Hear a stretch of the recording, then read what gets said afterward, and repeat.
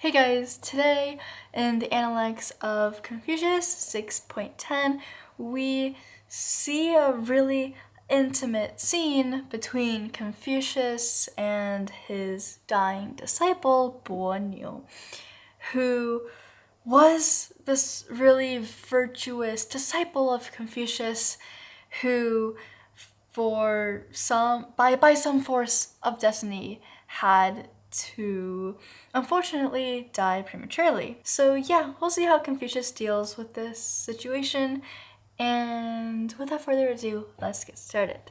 6.10. Boniu was ill. The master went to ask how he was. Holding his hand through the window, the master said, "We are going to lose him. Such is the force of destiny, that this man should have this illness, that this man should have this illness."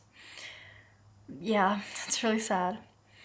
But Boniu was one of the 10 most renowned disciples of Confucius, and he was put into the highest and most revered category, the virtue category, and he's placed alongside Annping Chin, who we saw in the last chapter 6.9, and also with Zhonggong, who we saw at the beginning, and also with Yan Hui, or Confucius's favorite disciple, who unfortunately also died prematurely. And we can see why Confucius was so upset about Boniu also having a similar fate.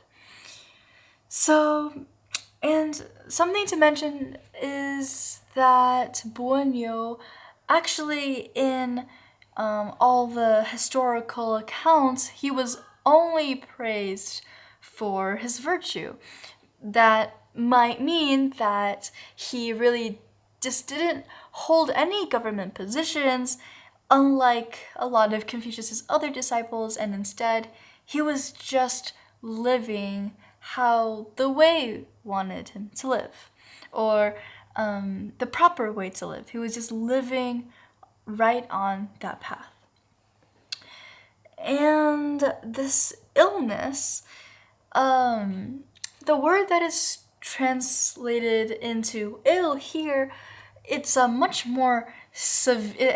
more severe connotation, and it's only used when this illness is devastating, life-threatening. And for Boniu, this was also an incurable and contagious and painful kind of sickness. And in later commentaries, scholars suggest that they inferred that this was probably leprosy. And so, yeah, it's very, very fatal and very painful and also very contagious.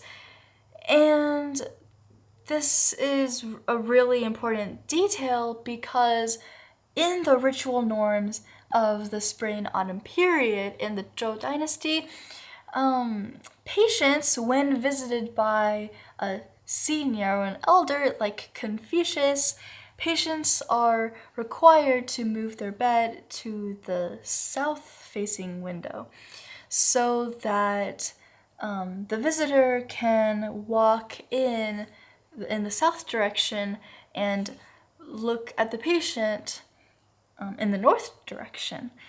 So that was how it was meant to be. And because it was contagious, Confucius couldn't physically go into the room, but instead he still didn't want to leave his dying disciple, so he leaned in the window, like a really small window, not a really big opening, and he grasped his hand. And this is a really intimate moment, especially when there's no other time recorded that Confucius has ever touched someone in a time of distress or despair. And through this profound intimacy, we see Confucius's shared understanding of Boniu's suffering and how close his relationship with his disciples are. Because, first of all, Confucius also did travel to Boniu's home to visit him and ask him how he was, which is a sign of deep respect for his disciple because he personally traveled there. And now he's holding his hand saying, hey, you're not alone because I'll be with you even during this kind of situation. And Confucius very much realizes how grave this situation is and really sees that Boniu won't make it. So he says that we are going to lose him.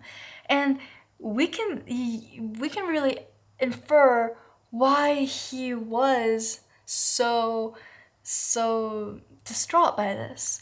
And it really was because of Yan Hui. He also had this similar experience with him. And during Yan Hui's last moments, Confucius really was just losing it, losing his composure, mostly because he's really sad over the fact that the most virtuous people have to die at a young age, but why? So this is an honest acknowledgement of the fact that even the most virtuous person can't escape what was already written for him, or if we're in his life.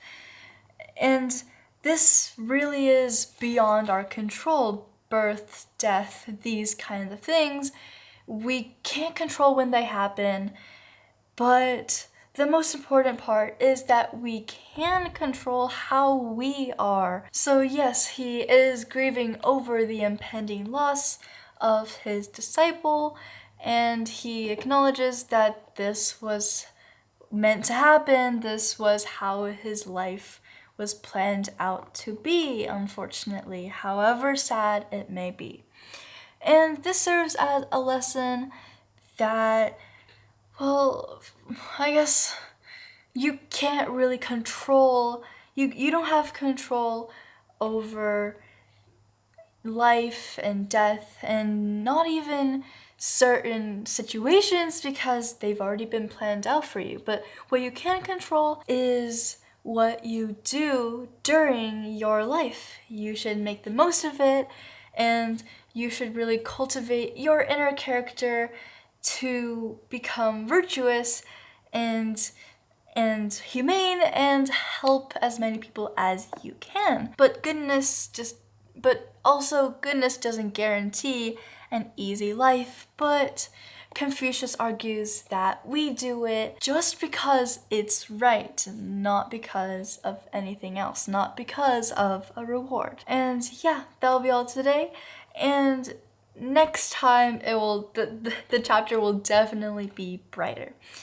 So yeah, can't wait to see you there.